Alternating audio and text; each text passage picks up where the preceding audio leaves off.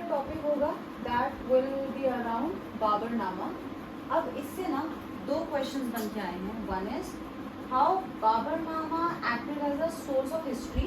This is a very general question. Another aspect is that how Babur as a cultured man. और ये काफी ज्यादा specific question आ गया क्योंकि यहाँ पे कल्चर एक हमसे स्पेसिफिक चीज पूछी गई है। तो इसका मतलब आज का हमारा टॉपिक है बाबर, और फिर हम इस दो क्वेश्चंस को आंसर करने की कोशिश करेंगे। सबसे पहला रीजन जो होता है वो है पॉलिटिकल कारण। बाबर का, बिकॉज बाबर ने एक स्टेटमेंट दिया था अपनी बाबरनामा में, तुजुक बाबरी में, जो कि तुर्की भाषा में लिखी हुई थी, दैट उसने कभी सोचा भी नहीं था कि वो हिंदुस्तान पे रूल कर सकता है। तो जिस इंसान ने शायद कभी सोचा भी नहीं था कि वो हिंदुस्तान पे रूल कर सकता है, उसने मुगल डायनेस्टी की नींव रख दी थी। तो ऐसा क्यों हुआ? देखो, पॉलिटिकल कारण हमारे ऐसे समझ में आएंगे, दैट इज पॉलिटिकल इंस्टेबिलिटी। तो बाबर जो है, अगर हम उसके एंसेस्टर्स को देखें, फादर साइड वो तैमूर का डिसेंडेंट हुआ और मदर साइड से वो मंगोल्स, चेंगिस खान का डिसेंडेंट हुआ। अब इससे हुआ क्या? जो तैमूर था, 14th सेंचुरी के एंड में मंगोल्स खत्म हो चुके थे, उनका डिसइंटीग्रेशन हो गया था।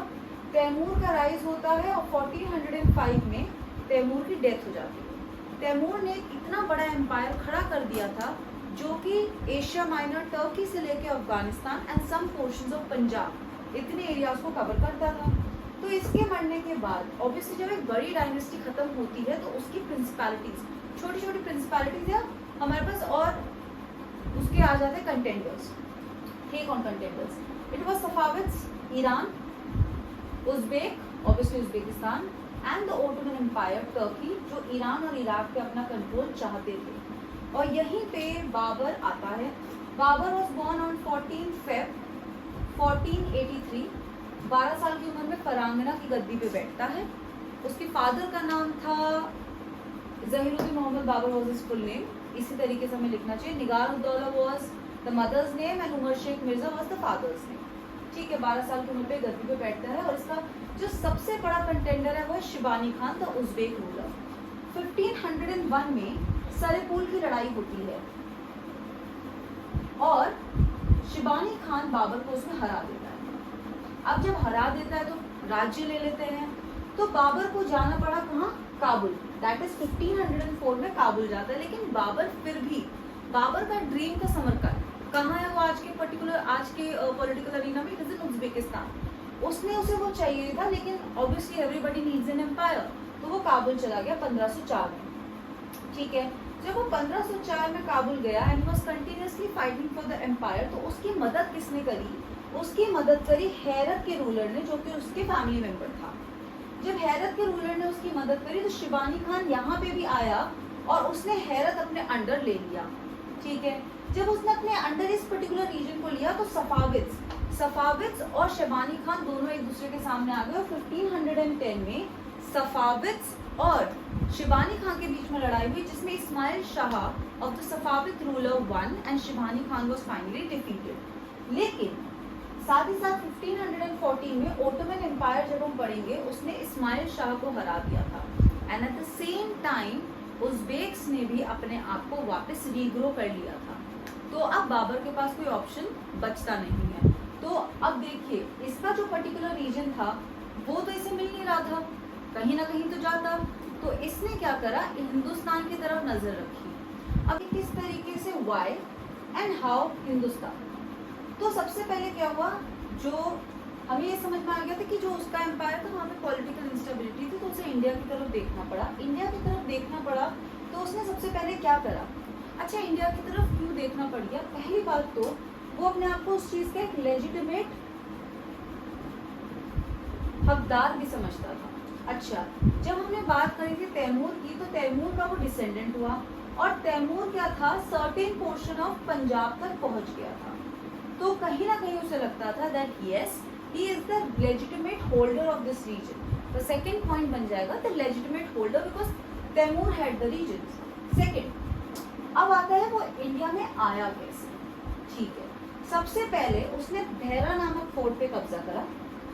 ठीक है, और जो ये दौलत खान लोधी है, was the governor of Punjab during the rule of Ibrahim Lodi, तो इसने इसे एंटरटेन नहीं करा, क्योंकि बाबर ने दोनों को ही लेटर्स भेजे, दौलत खान को और इब्राहिम लोदी को, पर दौलत खान लोदी डिडंट एंटरटेन और ये चला गया वापस, और दौलत खान लोदी ने बहरा फोर्ट पे कब्जा कर लिया। अगेन बाबर के इस बार उसने बहरा और सियालकोट इन दोनों को twin gateway to enter Hindustan, और इन दोनों पे कब्जा कर लिया। इस बार फिर बाबर को जाना पड़ गया था वापस। इस बार बाबर को जब वापस फिर जाना पड़ गया था, ओके, तो उसने बहरा और सियालकोट दोनों पे कब्जा कर लिया था। क्यों? Because these were the twin gateway to enter Hindustan, ठीक है। लेकिन बाबर को इन दोनों पे कब्जा करने के बाद फिर से वापस जाना पड़ गया था। कहाँ पे? अपने रीजन। क्यों? वहाँ पे कंधार में प्रॉब्लम हो गई थी, कंधार में रिवोल्ट हो गया था, तो कंधार में वापस जाना पड़ा, ठीक है। वो फिर से वापस आया एंड अगेन उसके बाद उसने पंजाब रीजन पे कब्जा कर लिया था। और यहाँ से शुरुआत होती है how Babur crossed Indus, reach the Indian territories, और वो किस तरीके से आगे अपना पूरा कंट्रोल करेगा और मुगल एम्पायर की नींव रखेगा। तो पंजाब के बाद हमारे पास जो हिस्ट्री की सबसे इम्पोर्टेंट बैटल है वो है फर्स्ट बैटल ऑफ पानीपत, वो लड़ी जाती है। किसने इनवाइट करा था? फर्स्ट इट वाज दौलत खान लोधी। उन्होंने अपने बेटे दिलावर खान लोधी के थ्रू एम्बेसी भिजवाई थी बाबर को कि आप आइए और इंडिया को इन्वेड करिए। इसके अलावा इट वाज आलम खान लोधी। तो आलम खान लोधी की अगर हम बात करेंगे, he was uncle of Ibrahim Lodi, he also said. Another name was Rana Sanga. ये किसी और सोर्स में तो नहीं मिला, but as per his autobiography उन्होंने बोला राणा सांगा ने भी इन्वाइट करा था। और बैटल ऑफ पानीपत हम हार चुके थे। बैटल ऑफ पानीपत हम हार चुके थे, जिसमें हम एक पॉइंट बहुत अच्छा बोल सकते हैं क्यों हारे। इट वॉज तुलगुमा नीति। कहाँ से सीखी थी? 1501 की सरेपुल की लड़ाई थी। वहीं से बाबर, देखो जिस चीज सरेपुल की लड़ाई थी वो हार गया था ना, वहीं से उसने तुलगुमा नीति को सीखा। तो अपनी ही हार से उसने लेसन्स लिए एंड ही वन। उसके साथ साथ उस्ताद अली एंड मुस्तफ़ा अली, ये उसके आर्टिलरी चीफ्स थे। एक और चीज थी कैनन्स। कैनन्स का इंट्रोडक्शन हुआ है। क्वेश्चन में आता है gunpowder, no, it was the Mongols who introduced it. Cannons का इंट्रोडक्शन इन्होंने दिया। आर्टिलरी एंड कैवलरी का यूसेज एक साथ कैसे होगा, एक एफिशिएंट रिजल्ट कैसे आएगा, इस बैटल से पता चलता है, ठीक है। ये बैटल तो हार गए। अब इसके बाद जो बैटल थी वो थी बैटल ऑफ खानवा, और ये थी राणा सांगा के पास। बात आती है खानवा कहाँ है? ये आगरा के पास है, ठीक है। पंजाब जीत चुका है बाबर, सेंटर पे कौन थे? इब्राहिम लोदी, सेंटर भी जीत चुके हैं, दिल्ली गया। अब खानवा आगरा के पास है, ये भी जाएगा। कैसे जाएगा? लेकिन जो राणा सांगा थे उनके जो वैलर, करेज इतना ज्यादा, इट वाज इन लाइक जो इतना ज्यादा प्रचलित थी वो चीज, तो बाबर की जो सेना थी वो डर गई थी। तो बाबर यूज्ड द टर्म जिहाद हियर, ठीक है। उन्होंने जिहाद यूज करा ताकि उनके जो सोल्जर्स हैं उनमें करेज आ पाए, not on religious lines but on the lines की वो बैटल जीत सके, ठीक है। तो अब देखिए यहाँ पे अगर हमसे पूछा जाए, it was Rana Sanga on the one side, it was Mahmud Lodi who was brother of Ibrahim Lodi, it was Hasan Khan Mewati the ruler of Mewat, लेकिन हम फिर भी बैटल हार गए, ठीक है। फिर आती है चंदेरी की लड़ाई। सो दिस वाज 26, 27, 28 चंदेरी की लड़ाई हुई और मालवा का रीजन भी चला गया। जब हमने खानवा की लड़ाई लड़ी तो हम लोग ग्वालियर और धौलपुर ये रीजन हार चुके थे। चंदेरी की लड़ाई के बाद मालवा का रीजन भी चला गया, और घाघरा की लड़ाई जो गग्गर नदी पे थी हम ये भी हार गए थे महमूद लोधी के अगेंस्ट जो थी। और यहीं से आपका शुरू हो चुका था मुगल एम्पायर। और 1530 this was 26, 27, 28, 29 and 1530 Babur died, ठीक है। बाबर मरा था हमारा आगरा में, वहां पे उसे दफनाया गया था, but as per his wishes उसे काबुल में वापस दफना दिया गया था, क्योंकि वो उसकी भूमि हुई, उसका मदरलैंड हुआ। तो this was battle of Panipat. और किस तरीके से हमारा जो पहला क्वेश्चन था, हाउ बाबरनामा और तुझको बाबरी हमें किस तरीके से हेल्प करते हैं सोर्स ऑफ हिस्ट्री, इतना ज़्यादा डिटेल में नहीं, बट इम्पोर्टेंट पॉइंट्स लेके we can say that it gave us the political history of the west, of the central Asia और the Transoxian region as well as the Indian, की क्या political dynamics चल रही थी। अब हम अपनी जो दूसरा क्वेश्चन था उसे आंसर करेंगे, that Babur as a cultured man, so that will be the other part of the answer, और उससे हम अकबर के उससे हम बाबर की एक दूसरी साइड भी जानेंगे। तो इस सबको हार के अगर हम एक दूसरा एस्पेक्ट समझे, दैट इज लिटरेचर। सबसे इम्पोर्टेंट बात यह है कि बाबर ने अपनी खुद की ऑटोबायोग्राफी लिखी थी, और मुगल एम्पायर में ऐसा दूसरा सिर्फ और सिर्फ इट वॉज जहांगीर, बट उसकी भाषा पर्शियन थी। तो दिल्ली सल्तनत में there was one ruler who wrote his own autobiography, do tell me in the comment section.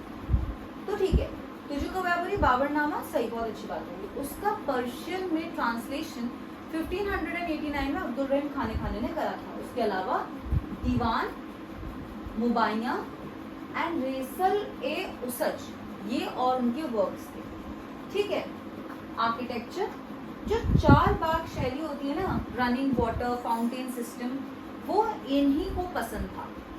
Flora and fauna, इनके मेमोयर से हमें हिंदुस्तान के फ्लोरा, फ्लोना एंड लैंडस्केप के बारे में भी पता चलता है।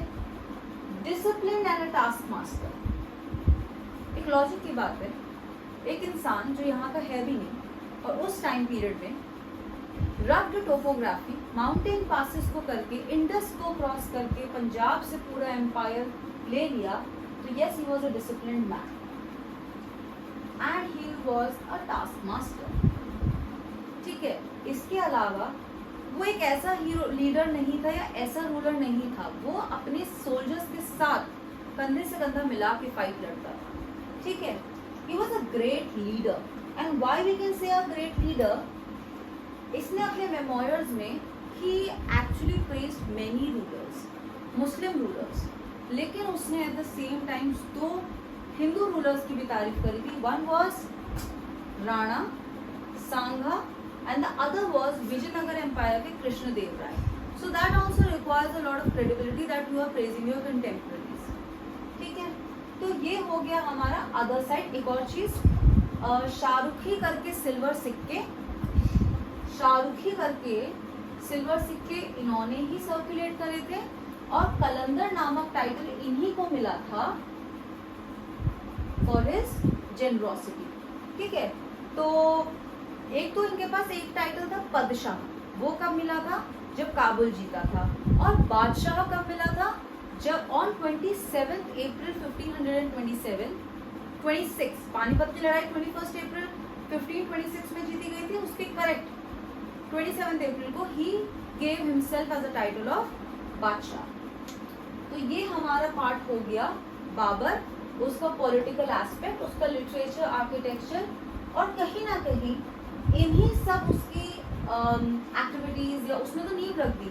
उसके पास टाइम पीरियड कम था, वो आया, उसने एक एम्पायर स्टैब्लिश करा, यानी डाई, लेकिन कहीं ना कहीं उसने आगे जाके हम देखेंगे तो लिटरेचर में अकबर के टाइम पीरियड पे इतना बढ़िया काम हुआ है, architecture, then the flora and fauna, और अगर देखा जाए तो डिसिप्लिन और टास्क मास्टर से ही अकबर और औरंगजेब के टाइम पीरियड में सबसे बड़े एम्पायर्स बने हैं, and the great leader.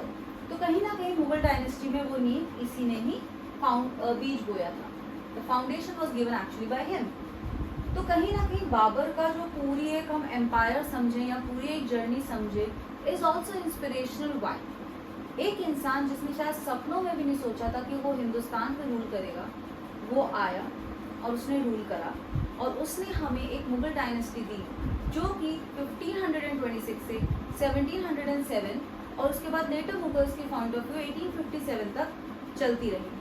So that was, और कहीं ना कहीं देखिए at one point of time वो हारता रहा, लेकिन उसने अपनी हार से ही जो चीज़ों से वो हारा उसने उन्हीं नीतियों को लिया, and he became the actual founder of the greatest dynasty we had in the medieval era. That was Babar.